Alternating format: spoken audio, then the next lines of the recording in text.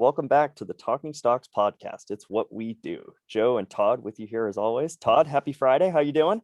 Doing well, Joe. Looks like you're in a new digs.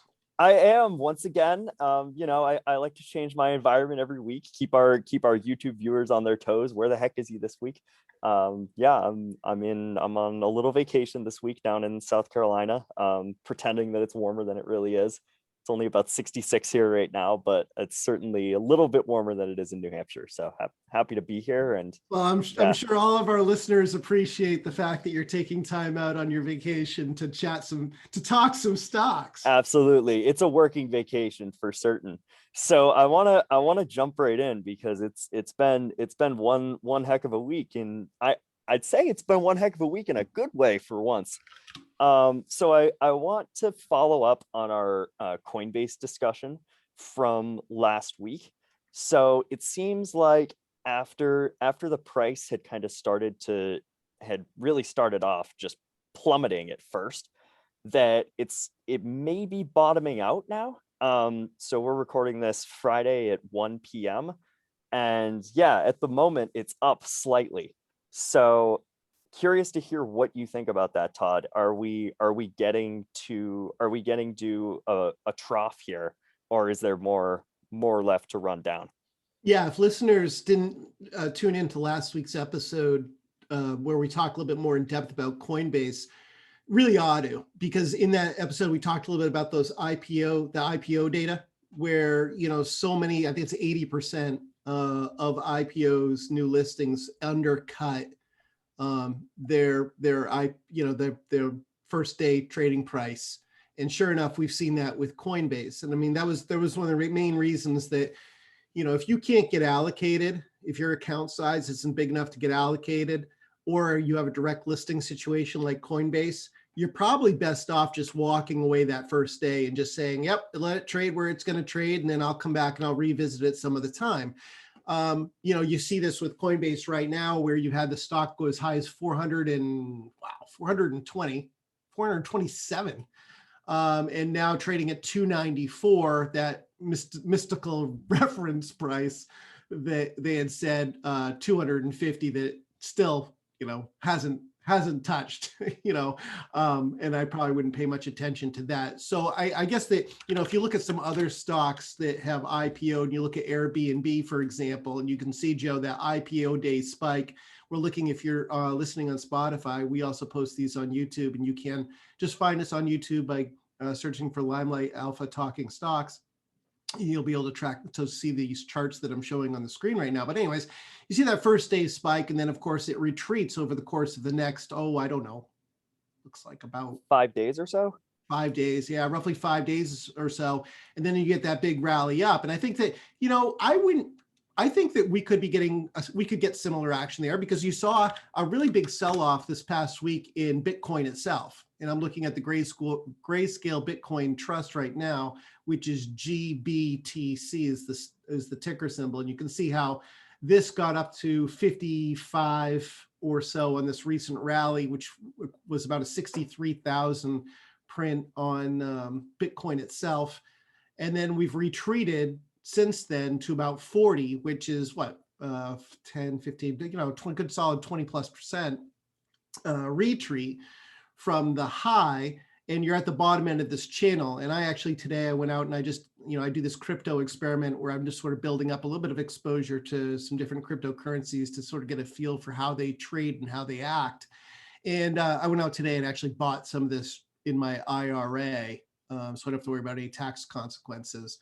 So again, I bought a little bit of the GBTC earlier today just to see if we hold this part of the channel. Theoretically, coin could, if Bitcoin finds its footing, coin may also find its footing. I mean, it's kind of silly to think that, because, they're going to make money on transactions in and out right now. That's the way their business is set up. A lot of their money is coming from commissions on those. So they are making commissions just from the increased activity of people selling. But I think that just in people's minds, they may, perception-wise, may be saying, oh, Bitcoin down, bad, Coinbase down, bad. You know what I'm saying? So if one of those can find their footing, then maybe that's a positive for Coinbase. So I'm interested in Coinbase right around here, and then maybe put a a stop loss underneath it that's not too far below in case you get stopped out. You could always go back and buy it again a little further down. I mean, there's no commissions to trade anymore.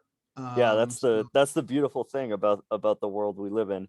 Personally, yeah, so I'd you can be control your risk relatively easily, and yeah, or just like I mostly, Joe, we've talked about this in prior shows. I mostly control my risk by position sizing, right? yep, By not over allocating to one individual stock. Like maybe my target allocation on Coinbase is only going to be 2 to 3%. So maybe what I would do is I'd take a swing here with maybe a third of that, see how it behaves from here, and then go in a second, third, and then finally a final third, or whatever, depending on how it trades. yeah. Personally, I'd be looking to get in at once it breaks past 300 again, just to kind of be sure that it can rally a little bit. And then you mentioned the stop loss. Personally, I'd put that in at maybe no lower than 250, probably 275. So moving on, we talked about the chip shortage last week, and if you haven't listened to that, I'm planning on putting out a short that's just about the chip shortage, either this coming Monday or the following Monday. I have to weigh my options between that or the Coinbase segment from last week, two really good ones. So I wanted to talk just not in quite as much depth because we have a lot to go on, and I have a hard stop in a little while here about this lumber shortage. So Todd, have you heard anything about this? Some of the memes are hilarious. Yeah, Instead, Joe, did you see the one that was instead of trust fund, it's trust fund? TRUSS. that's a good one. One of the ones I saw, it must have been a week or two ago, was a picture of a flatbed tractor trailer truck with I assume they were like railroad ties or something, and it said, saw a bunch of gold bars going down the highway today. Yeah, And forget Bitcoin billionaires. I'm a lumber billionaire, you know? that's right. Yeah. So I've seen a couple of different a couple of different stats about the price of lumber, but I think it's safe to say that it's gone up at least 200% since the beginning of the pandemic. And again, this is one of those, this is just like the chip shortage where there are all sorts of global climate, socioeconomic, and pandemic related factors that are going into this. So I'll just give like just like I did with the chip shortage episode, I'll just give like a super high level overview, and then we can get into like what this is going to affect going down the road. So really, started off with, unfortunately, as much as I hate to say it, the Trump tariffs. Trump put a 25%, I believe it was, tariff on Canadian lumber at some point. I can't remember now if it was in 2019 or 2020. So as you imagine, Canada, a lot of forest, a lot of lumber coming from there. Canada also makes a lot of paper. So having a 25% tariff on that inherently raised the prices. Then, of course, we had an awful, awful wildfire season out west last year. I guess I never really realized it, but I guess the Western United States produces a lot of lumber, just as the Eastern United States does. You know, Todd and I are based in New Hampshire, and so we've seen kind of the rise and fall of the paper mill towns up in northern Maine and northern New Hampshire, where obviously there's a lot of pine and birch forest up there. And so the record wildfire season last year led to obviously fewer trees, and so less supply available. And so trickling down, that affects all sorts of different things. And so obviously lumber itself, which goes into, Todd, I know you've mentioned several times on the show, this boom in rural and suburban home building and home sales. And so for contractors who are looking to build homes, the price of lumber goes up by 200%.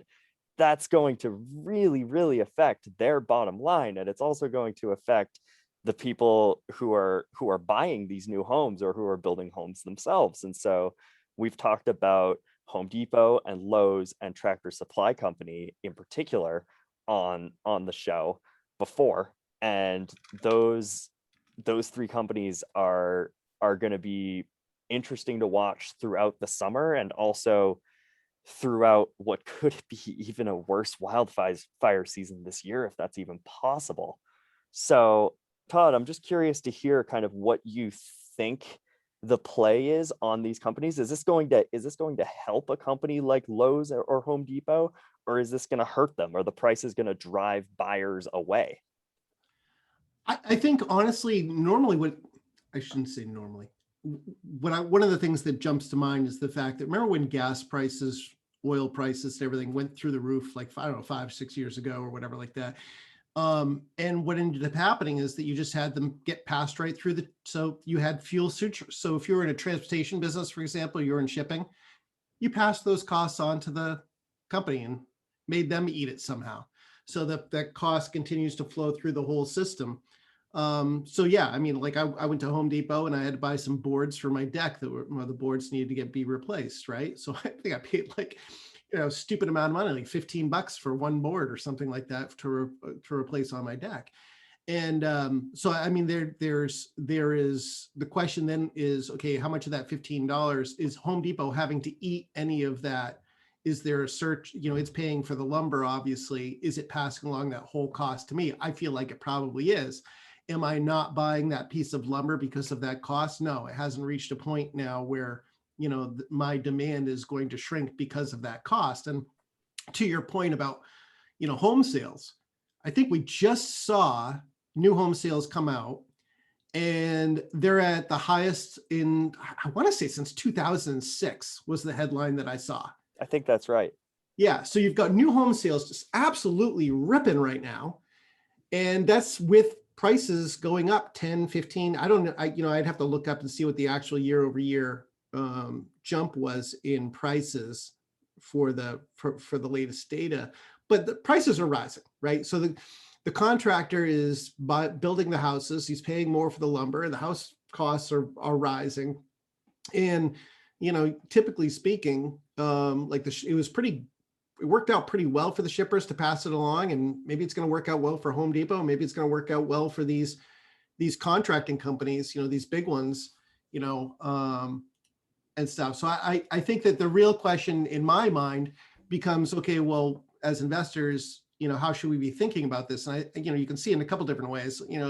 I have a chart up right now, Joe, Louisiana Pacific, OSB siding, engineered wood products for home construction, obviously going to be very tied to that. I mean, the revenue is up 60% year over year in the December quarter, and their earnings this year are expected to surge 71%. Symbol there is LPX, and the stock flirting with at least a 52-week high. If you pull up, what was the other one I was thinking of? Oh yeah, Potlatch. Yeah, Potlatch Deltic is another one. They own 1.8 million acres of timberlands. They're a REIT.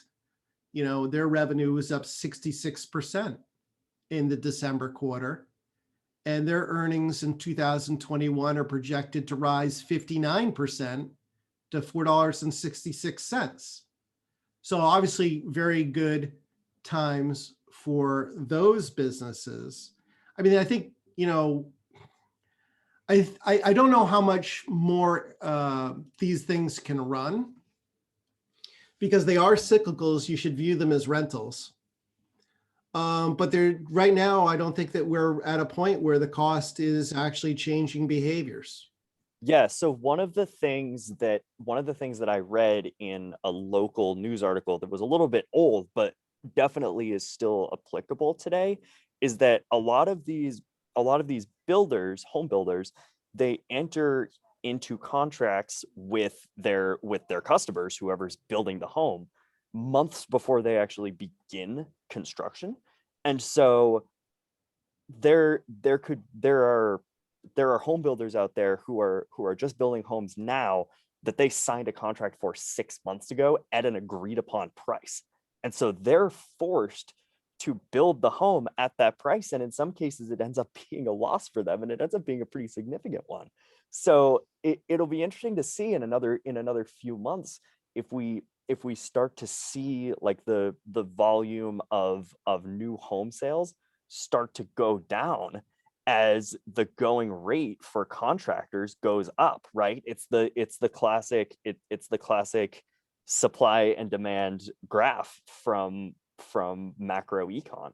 So that'll be interesting to watch. The other interesting thing to watch that was big in the news this week was the anticipated Procter and Gamble price hike. And I wanted to touch on this because I saw some misinformation going around, especially on my personal Twitter, about, people were like, oh, these greedy people at Procter and Gamble, they all they want to do is increase dividends for their shareholders. Well, it's not that simple. First of all, they're only increasing their prices. To my knowledge, they're only increasing their prices on their paper products. So toilet paper, paper towels, napkins, etc. Now, of course, all of those things come from trees.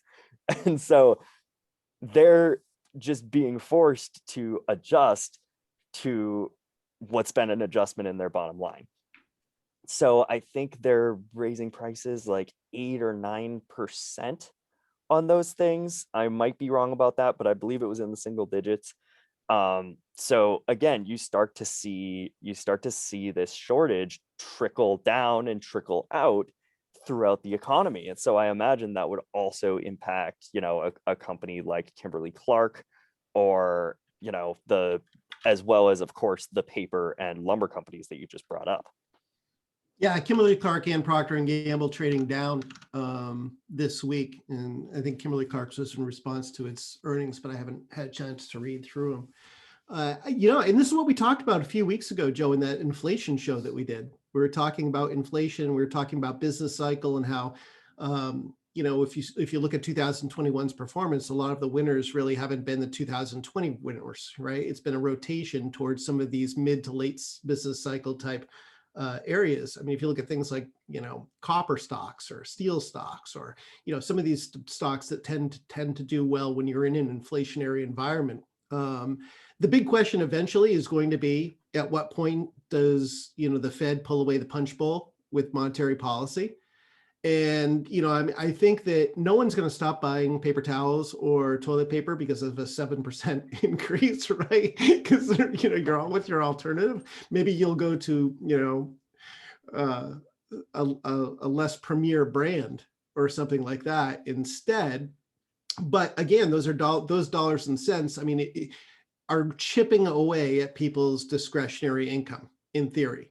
Now, as long as wages continue to grow, and they grow at a pace that's equal to whatever that inflation is, then they'll be all right, right? And we are at the personal savings rate is near record highs. Discretionary spending is looking very strong, obviously, because of stimulus payments and because we are having a lot of people come back to work following the pandemic shutdowns, and because wages are increasing. But this is why investors are starting to think about these things. They're looking forward, Joe, because this is just the start of what we're likely to see as far as increasing in prices. This is just the start. And at some point, it will create a drag on the economy, or the Fed will have to step in to try and slow it down. Absolutely. Yeah. And I've been doing my best to try to keep up with these things. But listeners and viewers, if there are other shortages or potential price hikes that you're aware of, we'd love to hear about them, because every one of these that we hear about kind of increases our concerns and our focus on inflation. And we'd be happy to go into some more detail about any of these other ones that may have implications that the ordinary investor isn't really thinking about. So I will certainly keep my eye out in the next couple of months to see if there are more that start to happen. I know I'm starting to hear about this this terrible drought out west that's going to impact California and may start impacting agriculture out there this summer. There's like there's a really, really horrific drought in Northern California now that's starting to impact wine production. It's just crazy. So again, the climate never never fails to dampen our, what am I trying to say? Dampen our disdain for certain industries. So I want to make sure I leave enough time for your what might be another mega smattering, Todd, at the end of the episode. But I do just want to address other one other big piece of news this week that also had an impact on the markets yesterday, which was the proposed capital gains tax hike by President Biden. So Todd, do you want to just give us the details and just kind of tell us how the S&P reacted to that yesterday? Yeah, I was laughing about this, Joe, because I was like, yeah, it leaked, mysteriously leaked. No, this is what they call a trial balloon. This is where they float it and they see what people's reactions are. And then they kind of sort of get a feel for, okay, this is what people think about it. And this is what, this is kind of like the opening entry. I was joking I teach the class How to Talk Stocks at the University of New Hampshire. And in this week's class, I was like, it's kind of like when you go in to buy a used car, you throw out your first offer and you just lowball it or whatever. In this case, it's a highball offer from the dealership itself saying, yeah, you want to pay our sticker price, right? I would be shocked if this was actually something that became into law. I think that there's a lot of negotiation that's going to go on from here. In what was leaked, and again, may not even end up being what is in any kind of a proposal at all, is that you would see capital gains taxes on people with $1 million in income or more, which amounts to, I think, maybe 0.003% of the people. It's like 500,000 people, I think, tax returns that would be. Can I just interrupt there for a second? Because I couldn't figure out if that was for people, anybody who had an income from any source of $1 million or more, or if it was just $1 million or more in capital gains. Do you have any idea?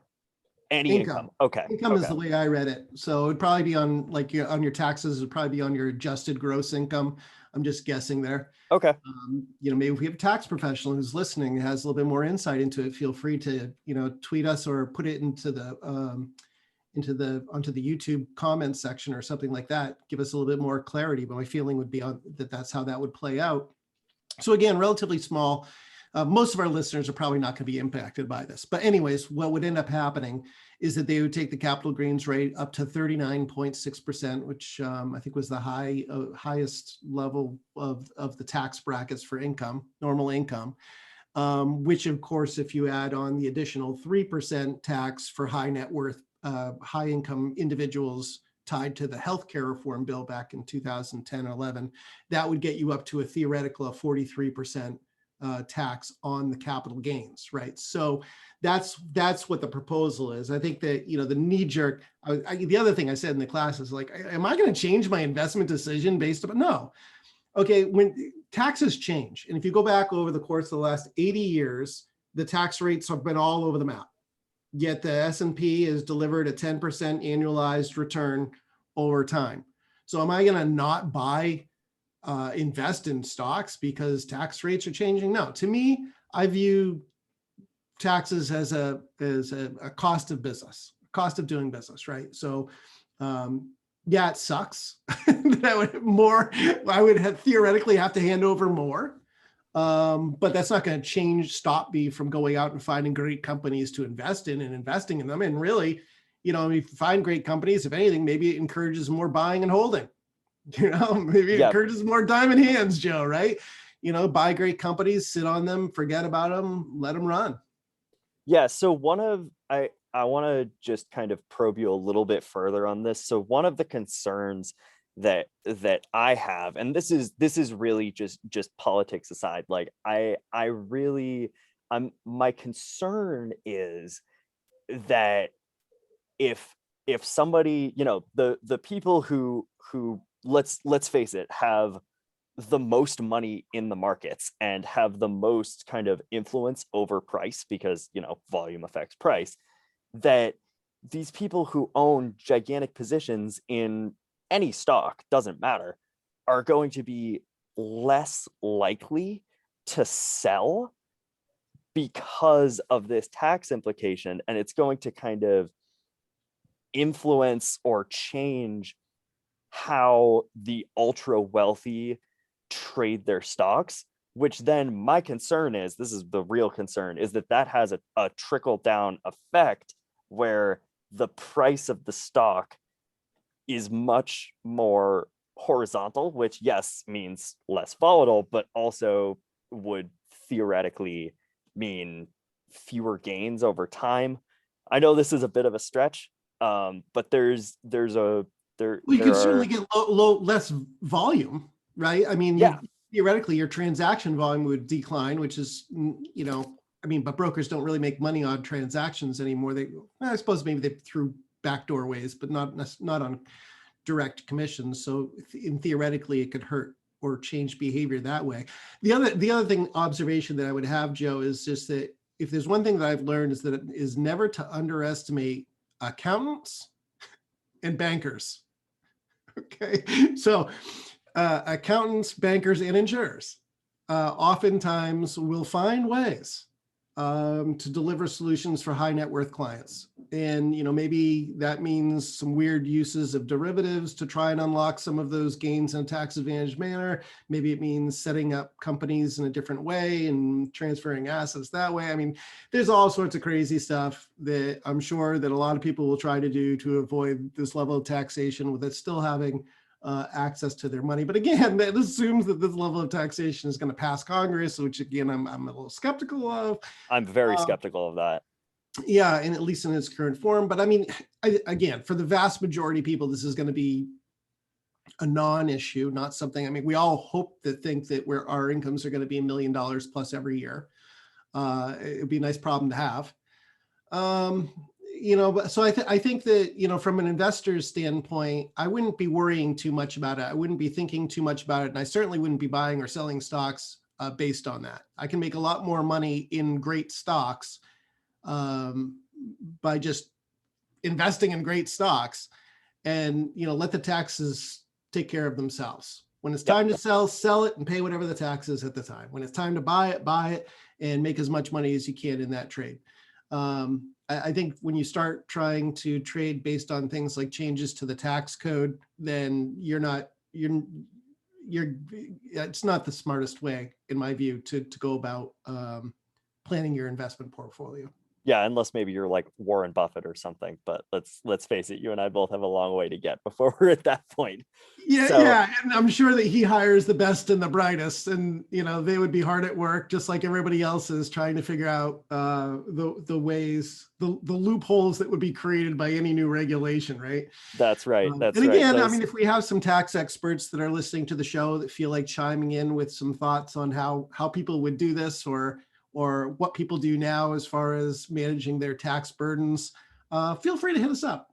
Yeah, absolutely. It's a really interesting discussion and debate, and yeah, we'd love to hear some other perspectives on that.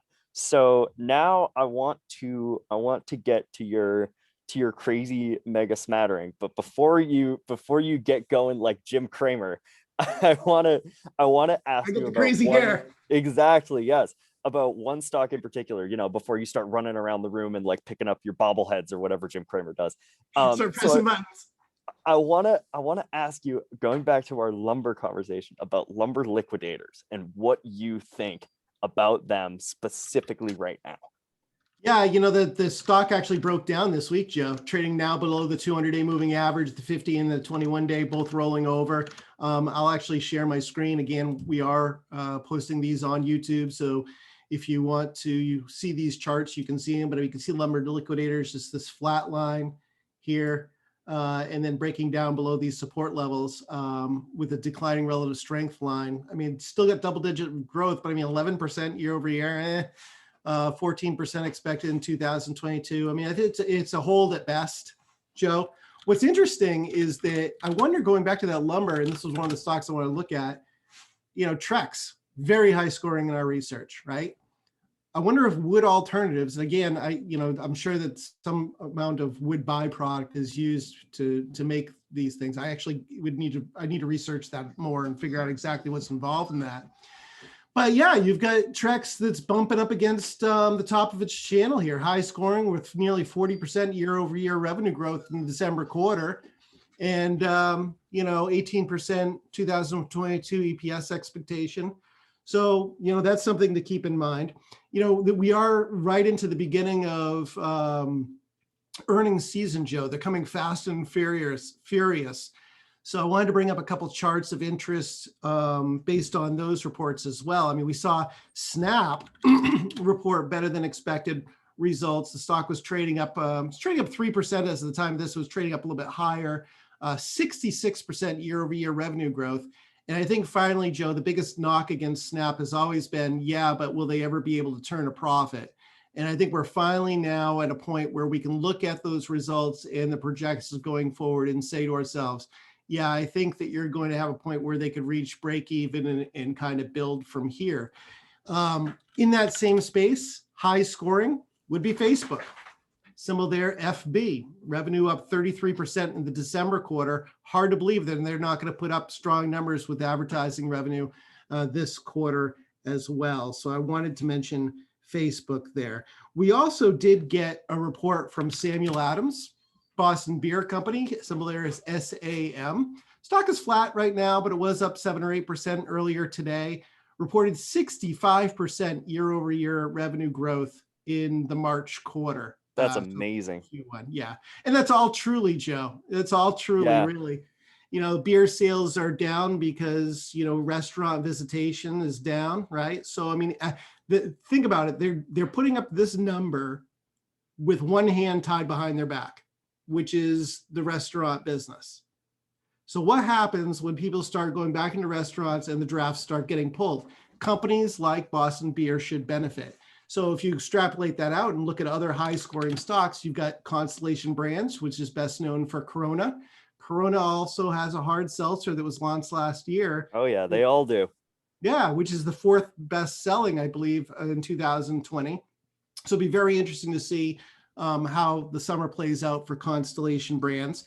From our ADR report, free link below to get access to all of our reports and best and worst lists. From our ADR best and worst list, Heineken, which is actually rolling out hard seltzers in Europe, where the hard seltzer market, Joe, is not nearly as penetrated and developed as it is in the United States.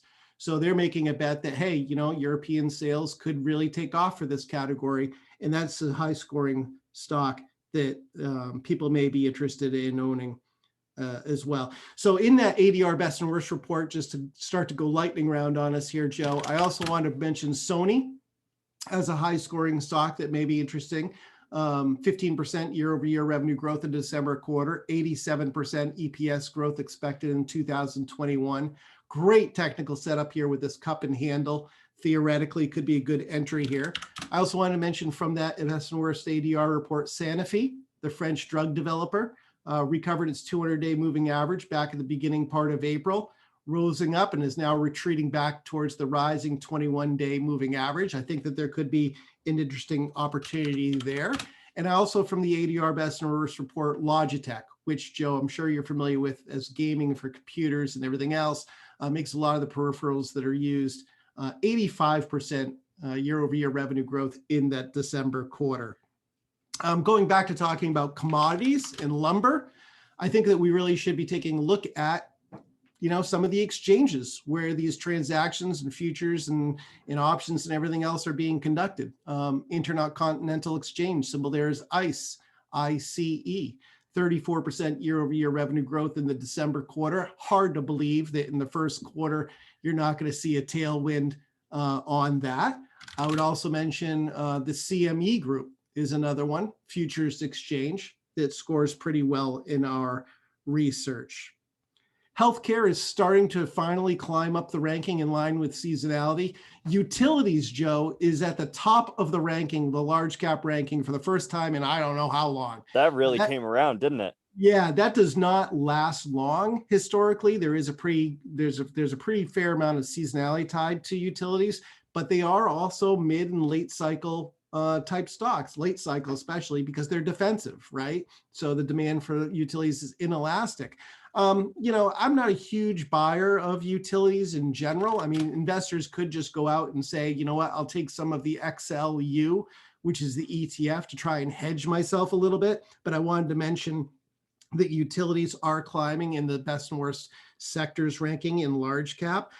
In healthcare, which I started the conversation with, I pulled up a few different stocks that are high scoring, might be interested. AbbVie, which has a nice dividend yield as well. AbbVie is one that you might want to consider adding to your watch list. I'd also pull up Gilead Sciences, which finally recovered its 200-day moving average, is retreating back down a little bit. But if it holds right around here, could rally off and be a good investment. Just going on from that a little bit, we heard about Peloton and some of the struggles Peloton had with warnings on the use of treadmills.